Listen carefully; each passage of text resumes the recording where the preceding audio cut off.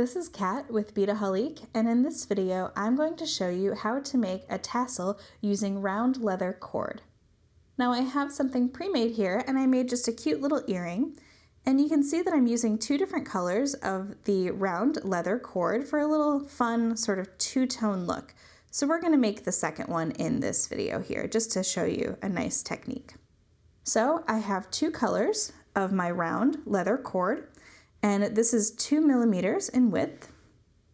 I have my end cap here, and all you're going to need is some E6000, some flush cutters, or you can use scissors as well, a ruler, and I have a toothpick and just a little notepad to help me when I'm going to do my gluing.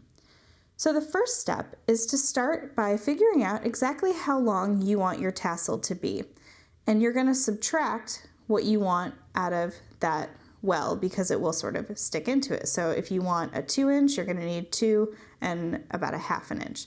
So I'm going to actually cut my cords to be 2 inches long, and you will be able to fit about 8 cords into this particular finding. So what I'm going to do is I'm going to cut 4 pieces of each color at the 2-inch mark.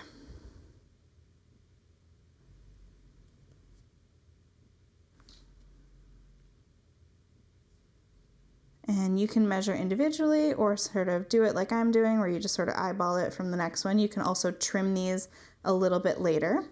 So you're going to need 4 of one color and 4 of the other color. So I'm going to continue cutting, and I will be back to show you the next step.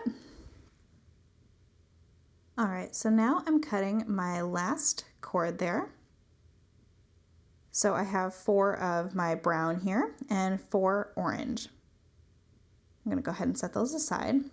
And now what I want to do is, you can see with this, I've done all of my cords on one side that are brown and the other side that are orange, but you can sort of alternate them or place them however you want to in the well. But what you're going to do is you're actually going to sort of gather them up and put them together and sort of make sure that all those ends come nice and evenly down. Go. So you want them to all fit nicely. Oh, I'm having trouble with one of mine there. I don't want them to get lost. You want them to all fit nicely in there, and they all need to be touching the tip top of your cap so that they all get that glue on there. All right. So that looks good. All right. So now I'm going to kind of do this one-handed. I'm going to unscrew my glue and put a little bit onto my paper there.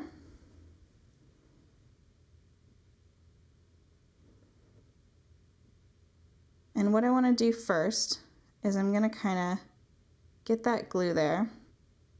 You're going to want a good size, and I'm just going to I kind of did this all one-handed. You know what? I'm going to have to put those down. You'll have enough time using your E6000 that you don't need to worry too much about working quickly. You'll have enough time to really let it glue there. So all I'm doing is kind of swirling that E6000 so that it gets all on the walls, and you don't want to get any on the outside there. So just kind of pick that up. There we go. And now I'm going to place that down. Again, just sort of rearrange my cords.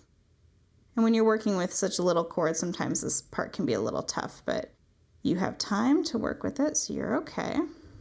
There we go. Get all my cords up there, make sure I don't have any stragglers.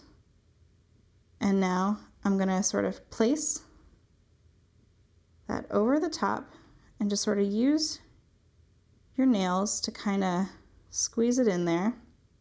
Make sure, like I said, that we don't have any stragglers. And you're just going to kind of move it around.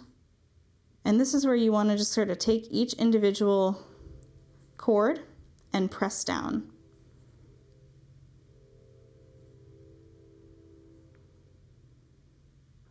Just make sure that they all are nice and snug in there. And then kind of bring them all together and give them a nice little extra tug.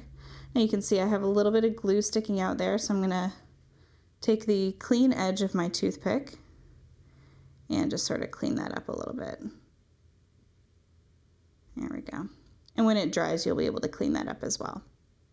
So there you have it. It's just nice and easy. It's a very simple technique and very logical just to cut different cords and kind of place them in there. And you can use 2 colors, 1 color. You can make like really long tassels.